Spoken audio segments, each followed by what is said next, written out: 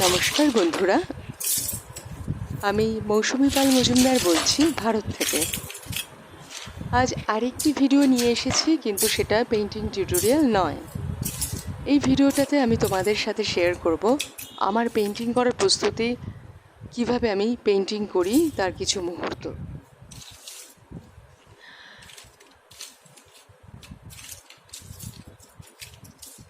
এতদিন আমি নেপথ্য থেকে অর্থাৎ মুখ না দেখিয়েই ভিডিও দিয়েছি, এবারেও তাই হবে।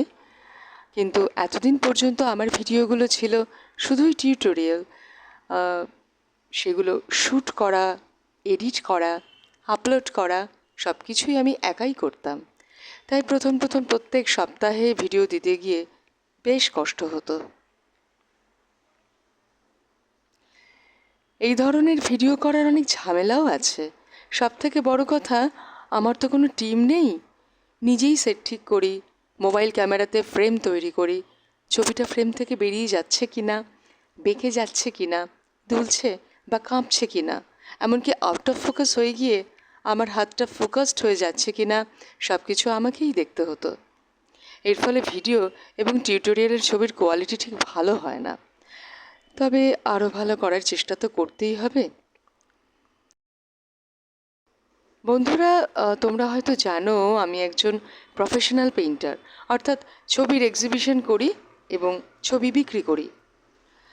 আমার সেই ধরনের পেইন্টিংগুলো থেকে এই টিউটোরিয়াল পেইন্টিংগুলো অনেকটাই আলাদা।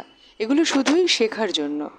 কিন্তু আমার যে পেইন্টিং, তার স্টাইল, আমি সেই ধরনের পেইন্টিং কিন্তু এর আগে কয়েকটা দেখিয়েছি।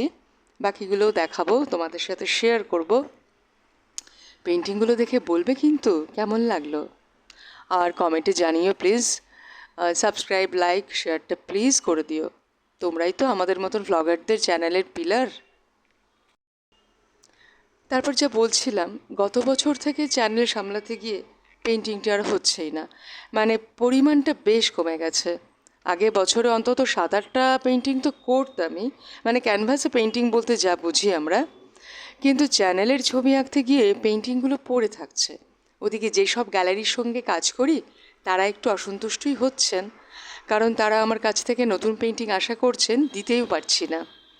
তাই ঠিক করেছি অন্তত 10টা বড় পেইন্টিং শেষ করে তবেই টিউটোরিয়ালের ছবি আঁকব। আমার বাড়িটা একদম রাস্তার পাশে, অর্থাৎ সদর রাস্তার পাশে, যেখান থেকে অন্তত লাখখানেক গাড়ি যায় সারাদিনে। তো ভয়েস ওভার দেওয়ার সময় হয়তো কিছু গাড়ির শব্দ অডিওতে চলে এসছে, কিছু মনে করুন না প্লিজ। একেবারে সাউন্ডপ্রুফ হয়ে আমার বাড়িতে যদি আমি রেকর্ডিং করতে যাই, সেটা আমার পক্ষে অন্তত সম্ভব হবে না।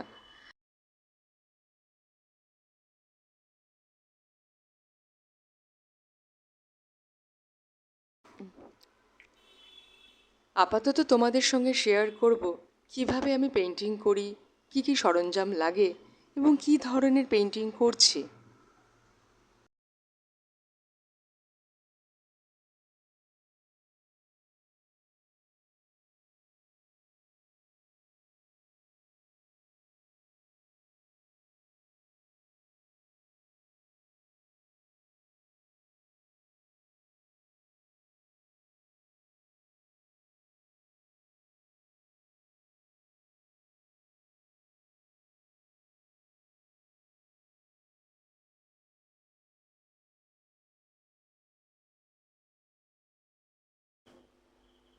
এই ছবিটা বেশ কয়েক বছর আগে এঁকেছিলাম, গ্যালারিতে ডিসপ্লেও করা হয়েছে, কিন্তু একটু গন্ডগোল থেকে গেছে, সেটাই ঠিক করছি। এই ছবিতে মেয়েটি প্রকৃতির সঙ্গে মিশে আছে।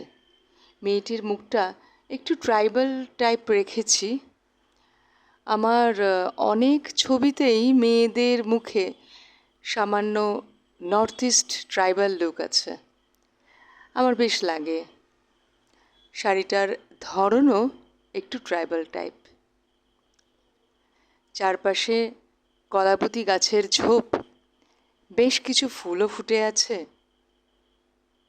এই ভঙ্গিটি একটু অন্যরকম, সামান্য বেশি কল্পনার মিশ্রণ আছে।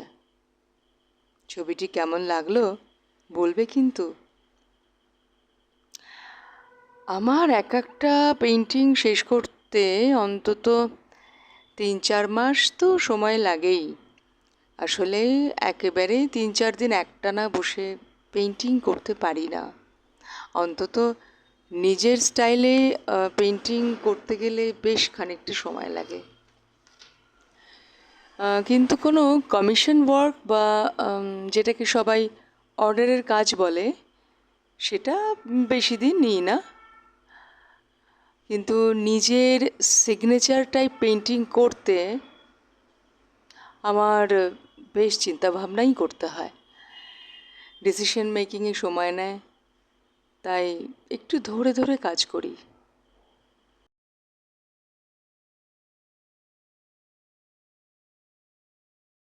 যাই হোক, নতুন কাজও ধরেছি, ক্যানভাসে ড্রয়িং করছি, দুটো ছবি আস্তে আস্তে এগোবে।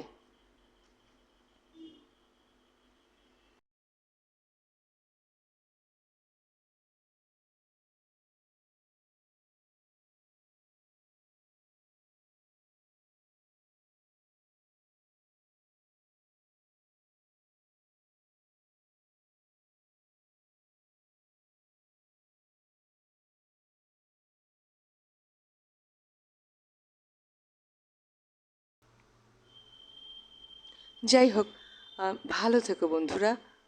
আর হ্যাঁ, পুরনো শখগুলোকে নিয়ে আবার চর্চা শুরু করো। দেখবে 2 দশক ধরে পড়ে থাকা খাতাটা, ঘুঙুর বা হারমোনিয়ামের রিডগুলো এখনও তোমার অপেক্ষায় আছে। একটু কাছে টেনে নিয়ে যত্ন ভালোবাসা দিলেই ওরা জীবন্ত হয়ে তোমাকে নিঃশর্ত সঙ্গ এবং বন্ধুত্ব দেবে। এখন চলি, ছবিটা শেষ করতে হবে।